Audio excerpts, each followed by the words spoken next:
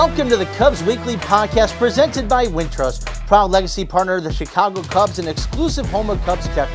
Open online today at wintrust.com/CubsWeekly. As a reminder, we're available on all podcast platforms, so be sure to rate and subscribe. I'm Chris Emma, alongside my colleagues Tony Andracki and Tim Stebbins.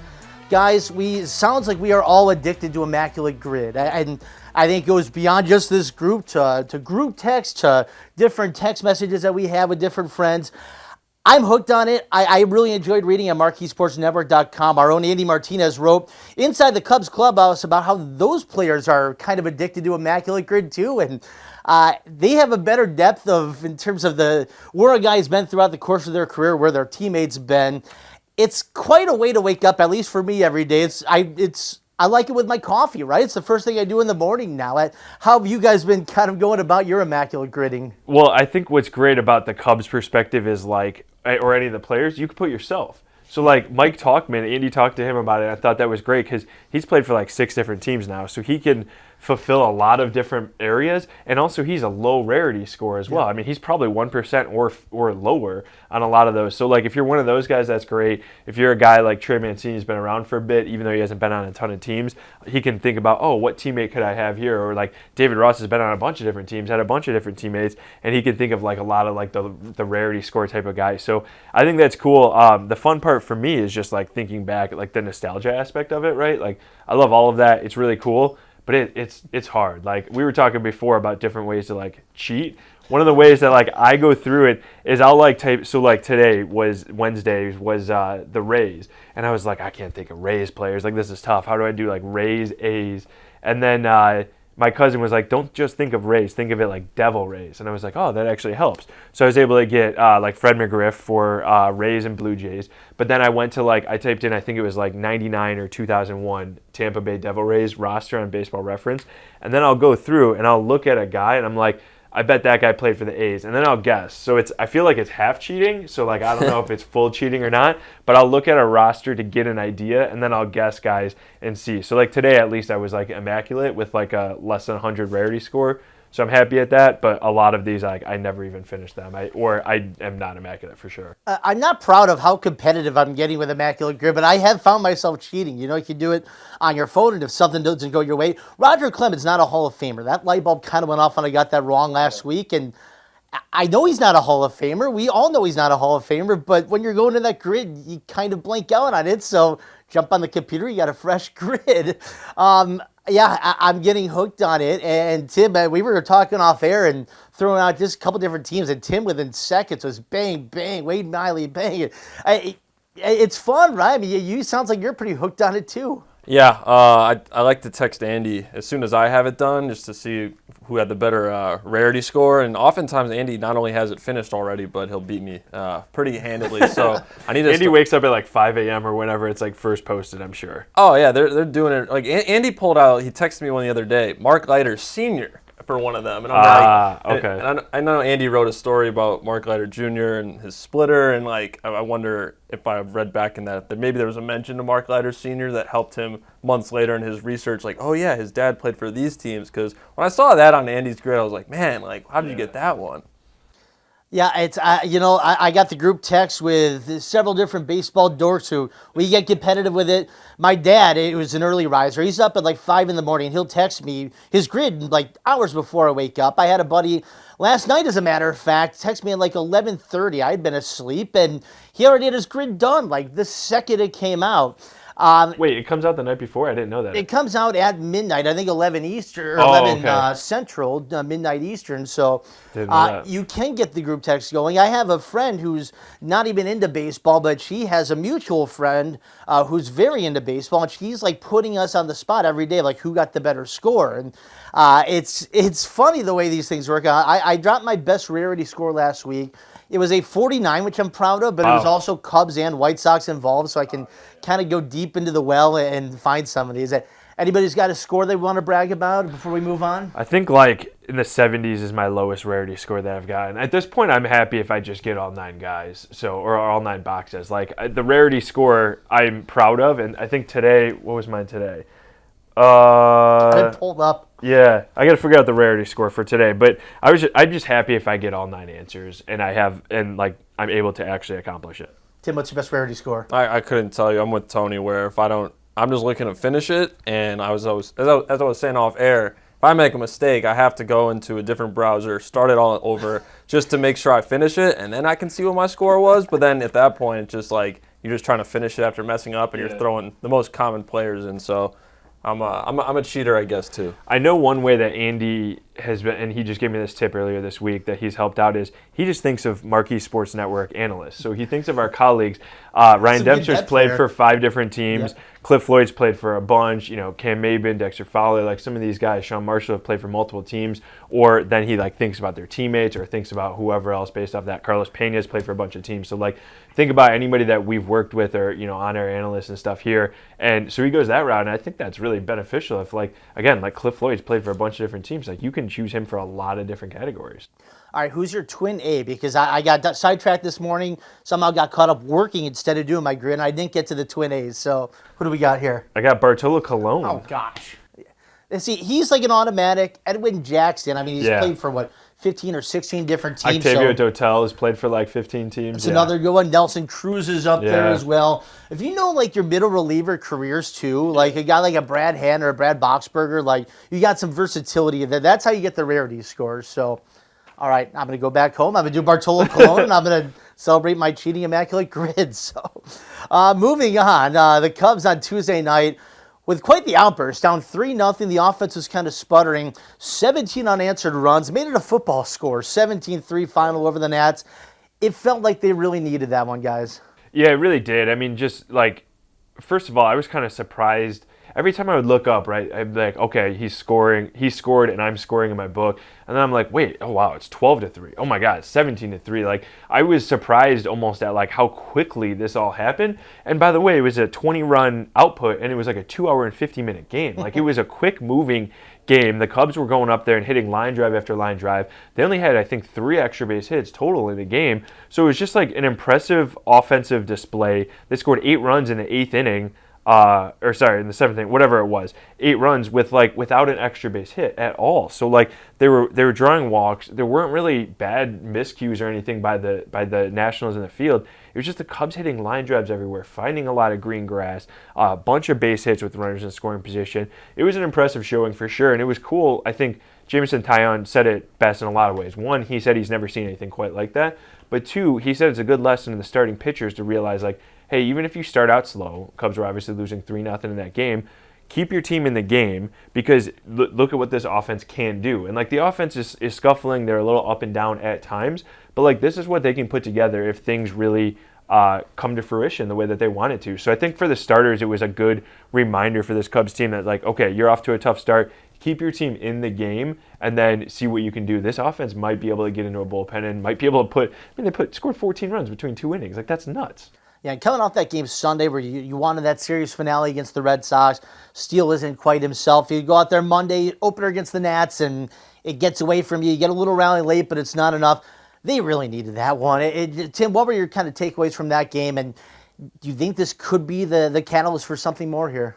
I'm not to be a total contrarian and just doing this to be I have a different take. I think Taillon is one of my biggest takeaways because we know how much he struggled this year, and you're down 3-0 early, and as a fan, if you're sitting there, it could make you, I guess, you might look at that and be man, what's going to happen from here on out the rest of the game? And to his credit, he kept them in it from there. He got into the 6th inning and he pitched well, and that really opened the door for them to make that comeback. And we've seen them do that this year, I feel like 6th inning kind of, I think of that Pirates series at Wrigley. Yeah. They had a big rally in the middle innings there. And that was kind of what I was thinking about yesterday. It's when he kept it to 3 early, it's okay, if he can keep it here, I don't think they're going to get shut out, obviously. And to their credit, not only did they come back, but they really opened the floodgates. I don't think I expected that necessarily, and the offense definitely is the biggest takeaway, I think, but I don't want to discredit Taillon doing what he did, and he's been pitching better lately. We know that too, so maybe it shouldn't have been the biggest surprise, I guess.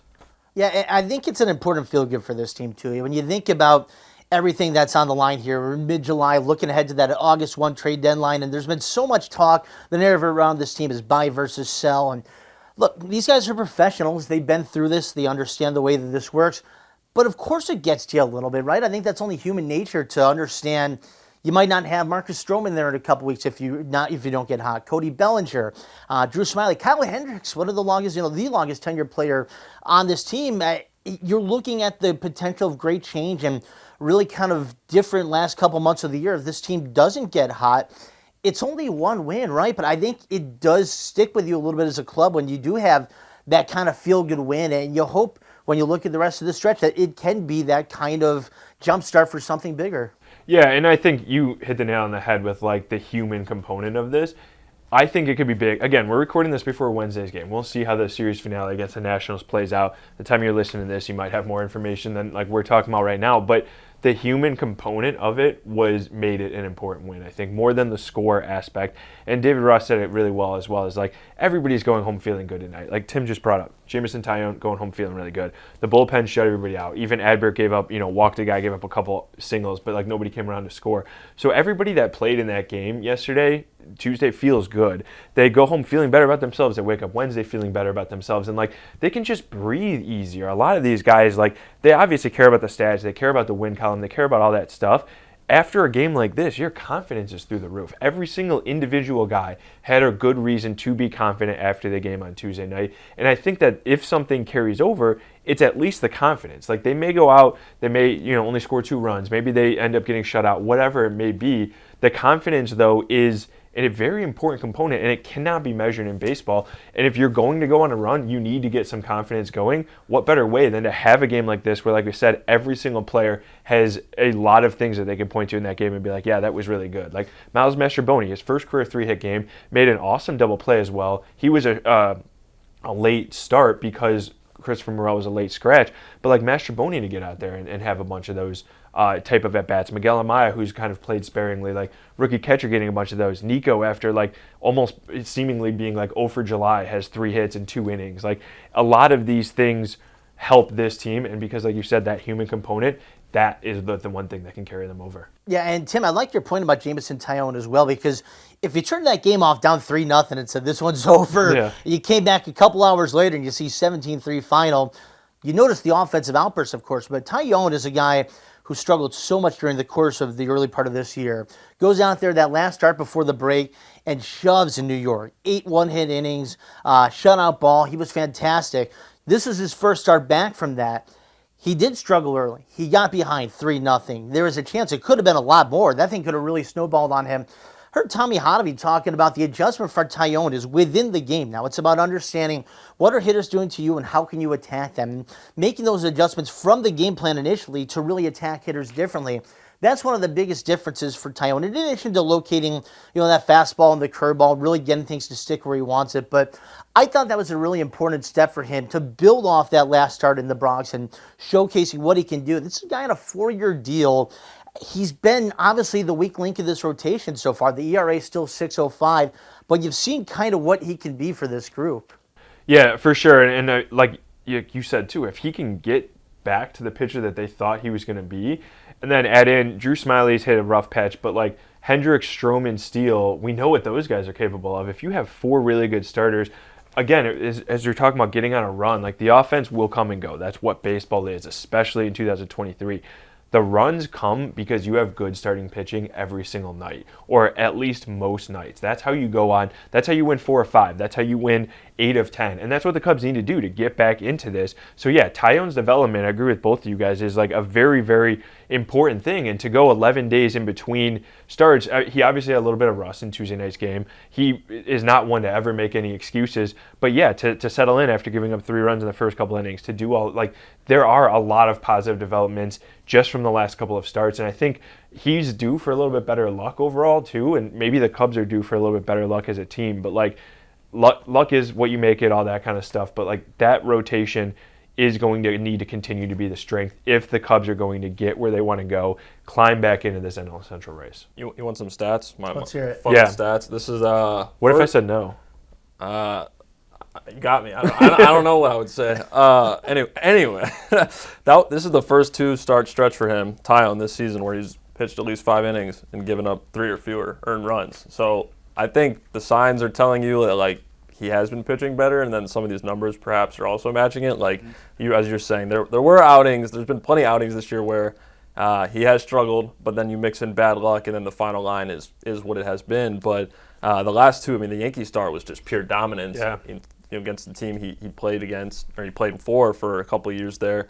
Coming out of the break, like I think the long layoff, that's kind of what impresses me the most, because that rust thing can be real. And what was his work between starts? Like live BPs only, right? He threw a sim game against Wisdom and Mastroboni on Friday, yeah. Right, and so that's work, but it's totally different than getting in and facing any major league team. So I think all around, like maybe he's building some momentum here, and as we're saying, like the rotation's been solid to good all year, and he's been that guy who looking to get on track, and 2 in a row here. I mean, that's a big thing to look for in the second half, I would say. Yeah, and speaking of getting on track, it was a feel-good for 3 guys last night. The 3 core players you're really counting on within this lineup: Nico Hoerner, Ian Happ, and Seiya Suzuki. 9 for 15 with a home run, that's Seiya blast, and 6 RBIs among the 17-run outbursts for this team.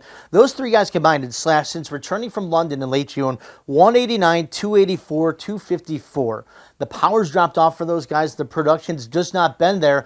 3 guys who you count on in the middle of this order, at the top of the order, and believing that they can be the catalyst for this team. And when you look to this offense sputtering, you kind of look there. Do you think those guys have turned the corner here? Is that the kind of game that can get them all back on track? Yes, it's definitely the kind of game that can get them all back on track. Have they turned the corner? I can't say for sure. And obviously, again, we'll see how Wednesday's game plays out. But to me, I think we've seen all the signs from them that make sense as to, yes, they are turning a corner. Like Ian Happ had a homer in Monday night's game. He's been really good from the right side after struggling from that side as a switch hitter the last couple of years. So that's definitely beneficial. But like hitting with more power is big for him and for Seiya Suzuki, who had homered like one time, I think, from like May 23rd until Tuesday night. So like that's important as well. But any of those 3 guys have the potential to almost carry an offense when they get hot, and Patrick Wisdom as well, who like also is on the way to getting hot right now. But like they have the potential to not only carry an offense, but like when your top 3 guys, when your core guys, when your super important players, all-star caliber type of players are not performing, they're filling the top 3 spots or 2 through 4 spots in the lineup like they most likely will do against right-handed pitchers.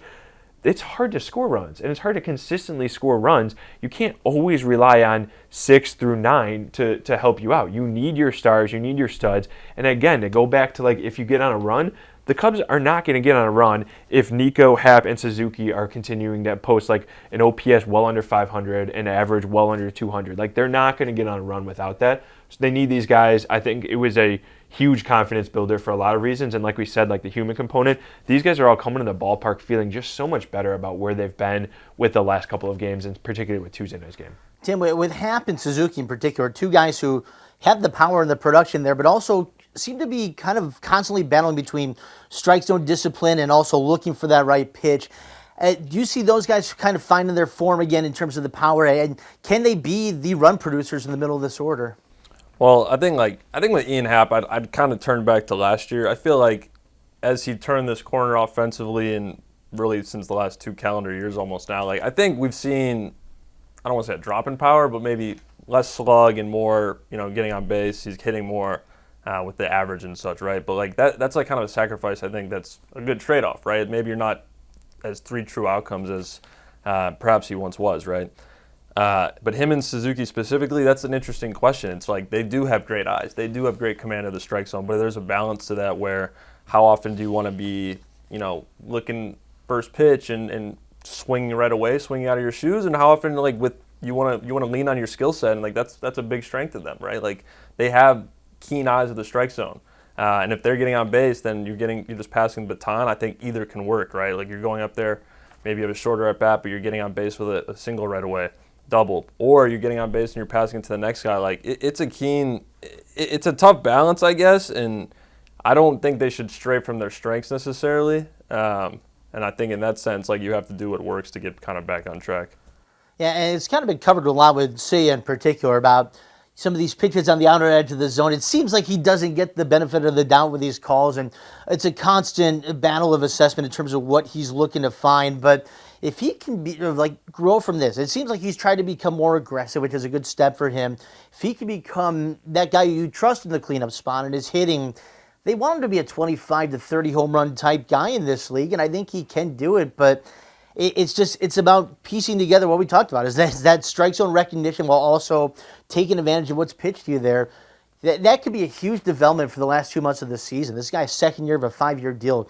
If he can be that big-time run producer for this team, this offense is going to have a lot more nights, maybe not 17 runs, but a lot more crooked numbers. Yeah, 100%. And they've been, like you were talking about the adjustments and stuff, one of the big adjustments they want is him to be a little bit more quiet in the box. So, like, he has a lot of movement to his swing and to just his motion, his mechanics. They want him to be just a bit more quiet so, his head isn't moving quite as much. He probably is able to see the ball. The hand-eye coordination is a little bit there. And then also, he's been hitting the ball hard, but on the ground for most of it. And so Tuesday night's game was important because it was line drives to all field, but then the home run. Like, that was big again. And so, yeah, we've seen in stretches from Seiya be a star-level player, the guy that was worthy of the big contract, the guy that you're like, 25, 30 homers is definitely a possibility for this guy if he puts it all together. He's absolutely a 3-4 hitter in this league on this team, but he needs to be more consistent, and this could be a stretch of another hot streak. He's been just very streaky throughout his career. If he finds that consistency, he gets to be that player that he wants to be, and the Cubs know that, and that's what they're working for, and Seiya knows that, and that's what he's working towards. And again, this just could be scratching the surface. It could be the start. If he does go on a run like that over the next couple of months, what kind of dividends does that pay for this team? Like, that's massive, especially when you get a guy like Dansby Swanson back in the next week or two. I think the biggest thing is just I think David Ross talked about it, right? Like, the guys are going to have down stretches at the plate in a season. That's just baseball.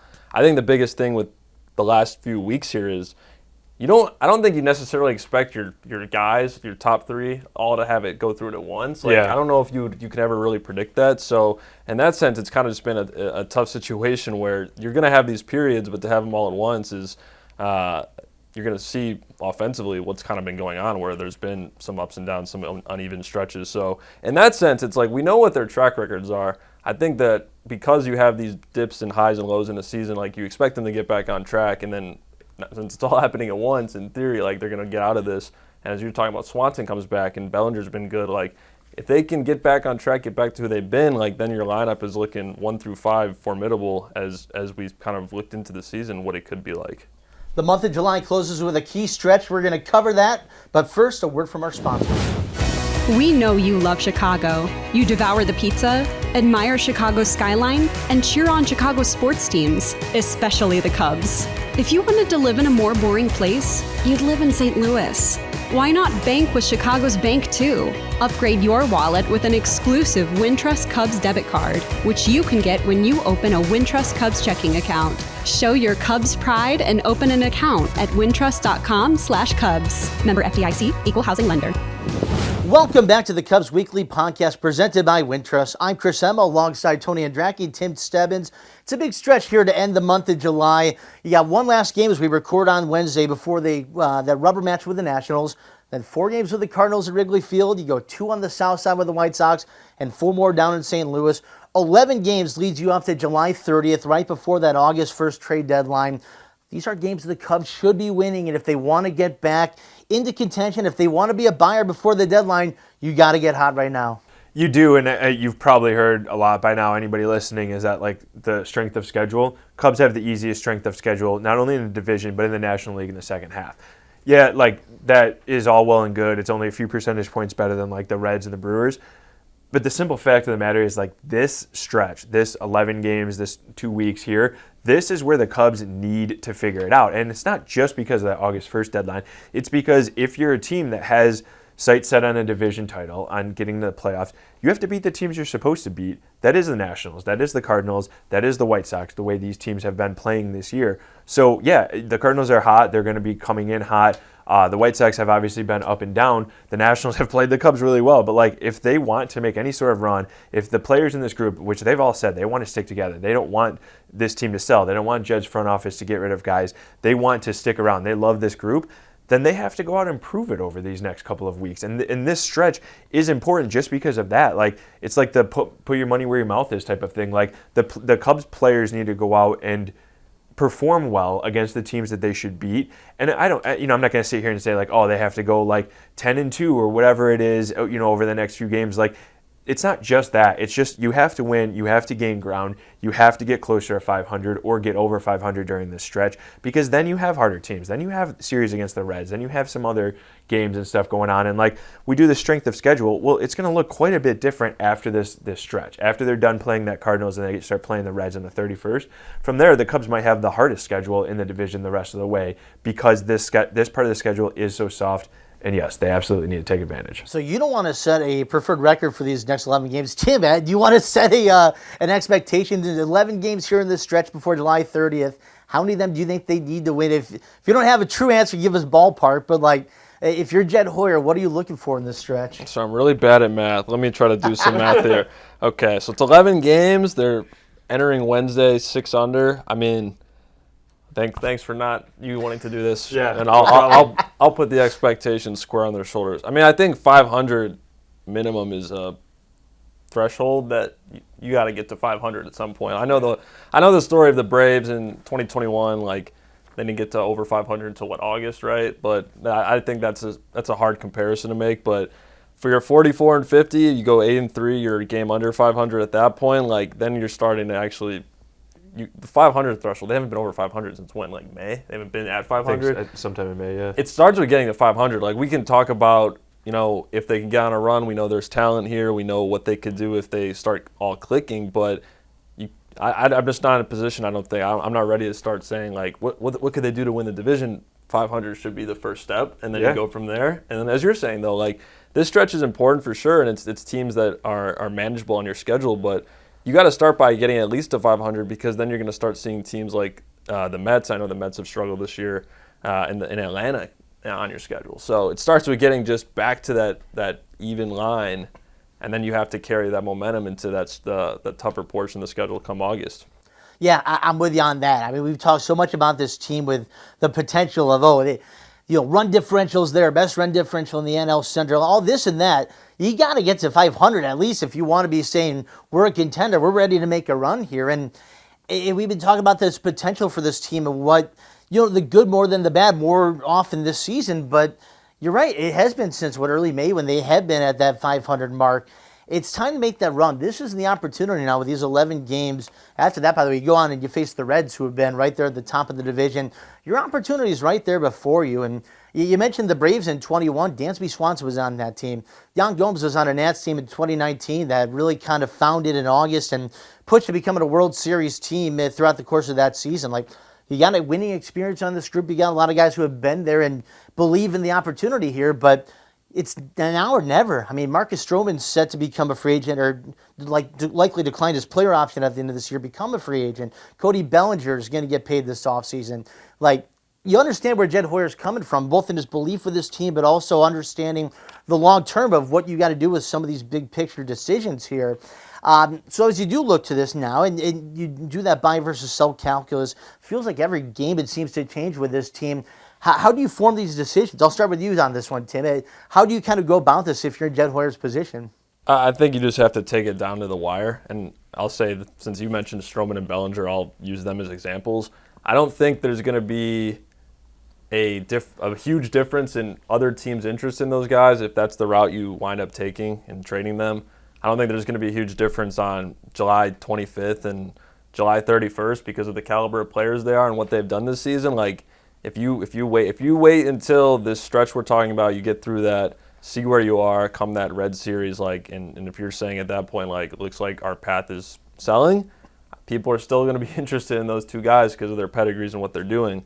I just wouldn't be in a rush to trade them. I know this team has been up and down all season, really, and when they start getting runs, we know that they had that great run going to London. We're on the doorstep of 500, and since then they've been a couple of games under. But I would give them at least up until the deadline to see what can you do until then, and then at that point it's decision time. And if you're not where you want to be as a buyer position necessarily, then you have some tough decisions to make.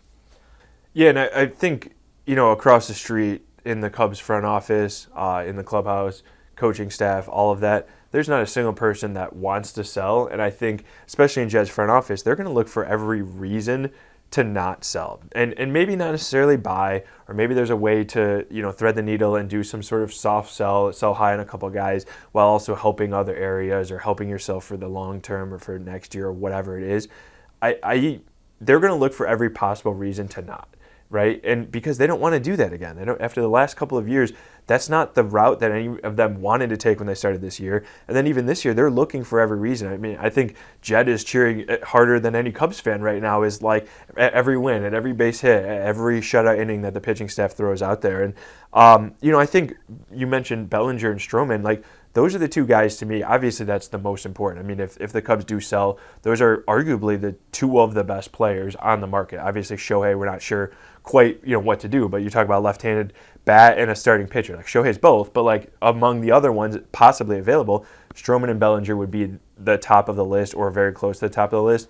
Beyond that, I don't know if the Cubs trading guys end up getting stuff that matters a whole lot in the long run. Like, just what we've seen the last few trade deadlines, there haven't been a ton of like monumental prospects traded. Piquet Armstrong for Javi Baez was great. That was a shock too that even happened. It was, and that went down to the wire and stuff. And then the Mets changed their calculus the very next year and didn't want to give up any top prospects because of that. So teams are just not getting rid of the guys that are close to big league ready, guys that are known prospects. PCA had played 9 games in professional baseball before that trade. Like, they're not giving up these like top 100 prospects all the time. Like, for Shohei they will, maybe for Bellinger and Stroman they will, but not for like maybe Julian Merriweather, Michael Fulmer, or some of these other ancillary type players. So I think, to me, like, the Cubs have to figure that out, and it's one of the things they are thinking of is like they have a ton of depth, they have a ton of prospects who are getting to the upper levels of the minor leagues. Like, do they want to go out and trade for a guy who is going to be another outfielder in a super crowded Iowa outfield as it is? Like,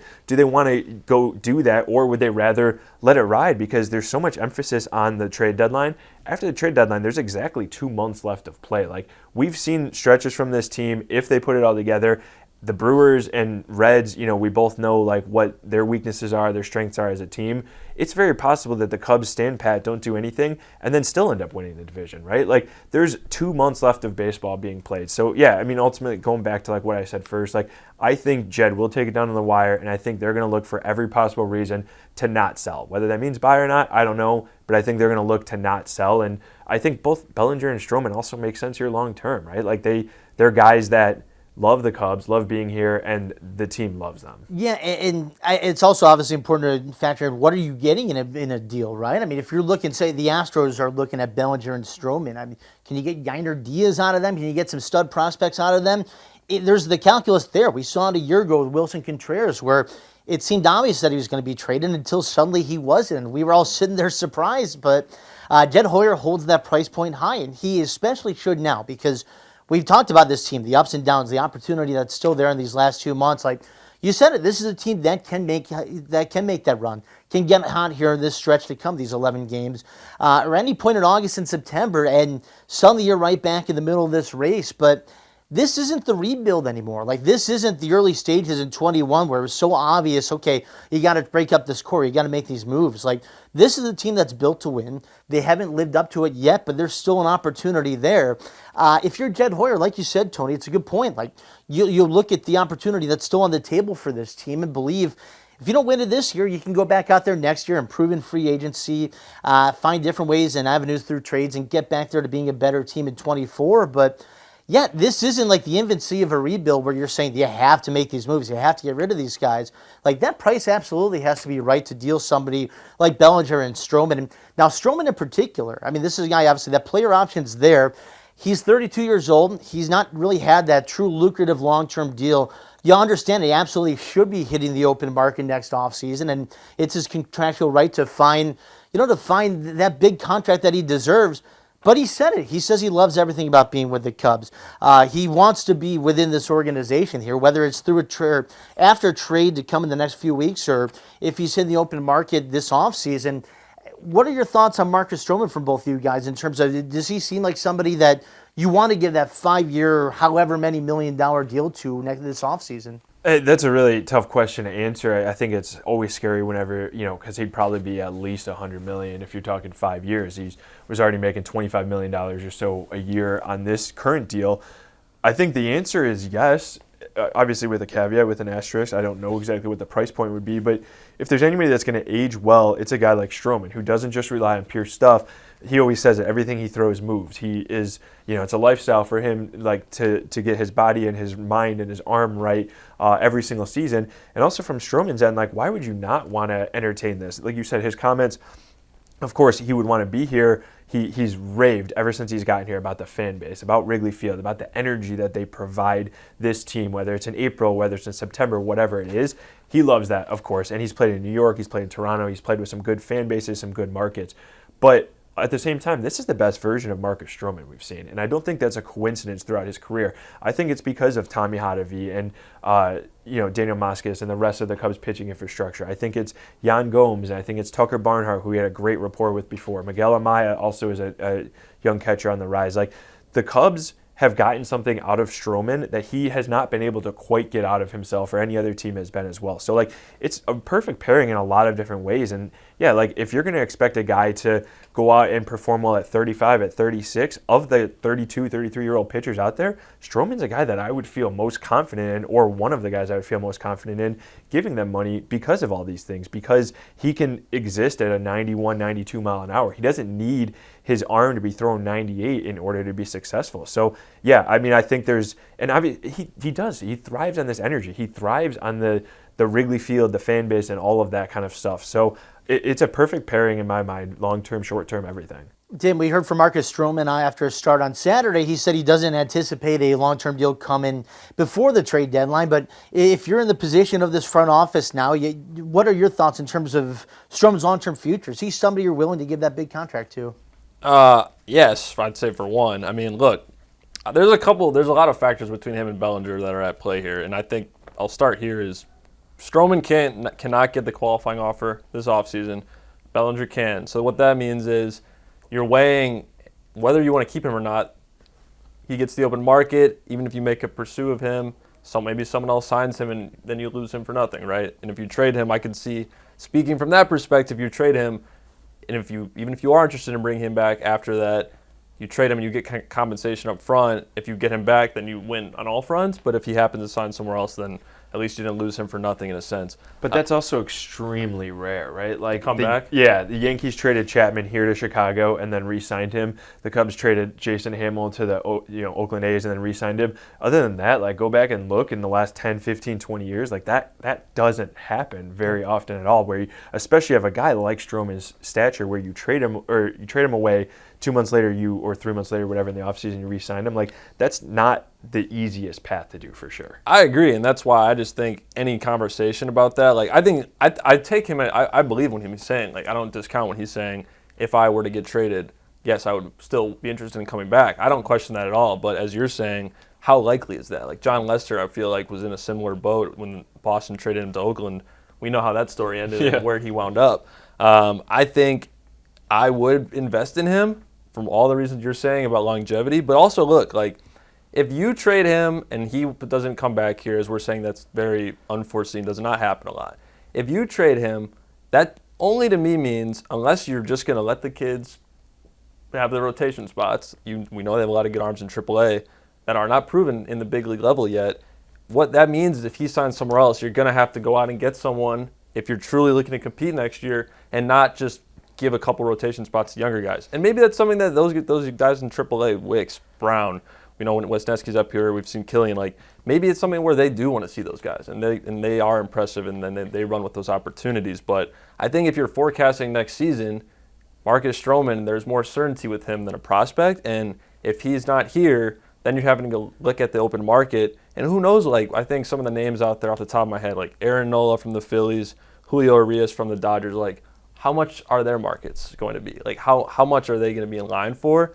That's why this is a huge, like, question mark to me. And where I stand overall is just, you've got good players. You're saying as you say, they're comfortable here. It's a great fit with the defense up the middle. That should be someone you want to keep.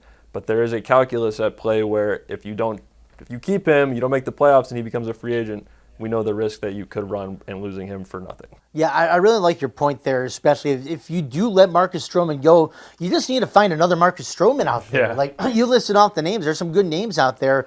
But this is a guy who's in-house, who loves Chicago, who loves being part of this organization. He's such a tone setter for this team. Like, every fifth day, it's Stro Day. You know what you're getting, and the crowd's feeding off, and the players are feeding off him. And like, you need that guy. You have to have him around. This front office has been very strong and calculated in terms of decisions with players who are, you're really forecasting those years out in the contract. And they've been a little conservative with it, which they've made the right call on a lot of these guys they've let go. This is a guy I'm betting on. I know he's 32 years old. This is a breakthrough season for him in a lot of ways. I think he's got several more really good years left. And you said it, Tony, the infrastructure that's there within this organization, that relationship with Tommy Hotovy, with his catchers, everything he has at Wrigley Field, it's set up for him to be successful for the long term. I'm making that move. I'm locking him in at some point if I'm in charge of the Cubs, and you have to have that guy leading the charge here for the next several years. So we're going to switch gears now. We're going to look ahead next week. It's the Wintrust Crosstown Cup as the Cubs and White Sox renew their city series. 2 games on the south side. You come back later on. You play 2 games at Wrigley Field. It's the first games between these 2 Chicago teams. Let's look back on some of our favorite memories. And Tim, as you look back on this series, what are your favorite memories of this rivalry? It's funny, like when we first posed this ahead of this episode, I was thinking like, man, I can't really think of any. And then you do a little bit of research and it's like, oh yeah, I remember that. I remember this one, 2010, Sunday Night Baseball, Ted Lilly versus Gavin Floyd. 2 guys, Gavin Floyd and the White Sox takes a no-hitter through 6 2/3. Ted Lilly takes one into the 9th inning. And at Wrigley Field, and who gets the hit to lead off the 9th to end the no-hit bid? It's former Cub Juan Pierre. So it's like this dueling no-hit bids that the guy on the Cubs side, Ted Lilly, goes longer, and then it ends off a former Cub. I think that was really interesting. I kind of forgot about that one. You stole mine, actually. I'm going to ride with that, too, because I don't know if you remember what happened before the game, but the Chicago Blackhawks had just a couple days before won their first of 3 Stanley Cup championships. And down on the field, you got the Cubs, the White Sox, and the Blackhawks gathered together around the Stanley Cup for a group photo. It's an iconic photo in Chicago sports and a really cool moment for really this city. And obviously, it's interesting how the Blackhawks intertwined within this rivalry, but that was the night of that. As you said, it was a Sunday night baseball game, a national broadcast, and really a cool night for Chicago sports. Tony, what's your favorite Cubs Sox moment? It's funny you mentioned that photo because as soon as Tim started talking, I was like, oh, that's a good one. And I was like, wait, was that the day that the Stanley Cup and the Blackhawks were at Wrigley Field? So, like, I mentally was picturing that, and then you said it, and I'm like, one, it was nice to know that, like, my mind and memory was correct in that. But that was a great one, like a good call for sure on your guys' part. For me, I go back to 2008 and like a really good Cubs team in the middle of it. Derek Lee and Aramis Ramirez go back-to-back, I think in the 7th inning to tie the game, and then Aramis walks it off in the bottom of the 9th at Wrigley Field. I remember being at that game with my mom and sisters like as I was home in between college. But like that was a really impactful win in a lot of ways for a team that ended up going on to having like the best record in the National League. And Lee and Ramirez, like the 2 guys at the corners, like were incredible. And to have your studs step up in a crosstown series that like, yeah, it is important to like the fan base. It's important obviously to either team to get wins, but to win it the way that they did in comeback fashion with your studs, going deep, for Ramirez to have home runs and back-to-back at-bats for that. And then just any walk-off at Wrigley I feel like is special. And then when you can do it against your crosstown rivals, like, and I remember being in the stands and like all the White Sox fans were super happy for the vast majority of the game, and then they're not very happy, and Cubs fans for the last 45 minutes or whatever are really happy and then like ecstatic after it ends. And like that was just very impactful. I remember watching that, Aramis hitting the walk-off. Like it was just a cool moment. Yeah, and there have been such ebbs and flows within this rivalry. And the 2 teams, it seems like one's up, the other one's down, and vice versa. But you think about the personalities and the stories behind this. Guys, Sammy Sosa versus Frank Thomas in the infancy of this rivalry. You go to like Canerico versus Lee and Soriano, those teams, years later, and Lou versus Ozzie. And just so much.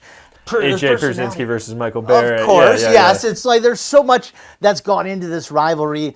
But, man, that heyday you could get if you get the Cubs and White Sox both on top. Think about like a late summer series with first place on the line for each of the Centrals. Like, there's a lot more excitement that really could be upon us in this Wintrust Crosstown Cup. It should be a really interesting series as the Cubs head down to the south side because we talked about it. There's a lot on the line for this team. Chance to make a run here, chance to really make this interesting. That'll do it for this edition of the Cubs Weekly Podcast presented by Wintrust. Don't forget to download and subscribe wherever you get your podcasts, and check us out in video form on Marquee Sports Network app and on YouTube.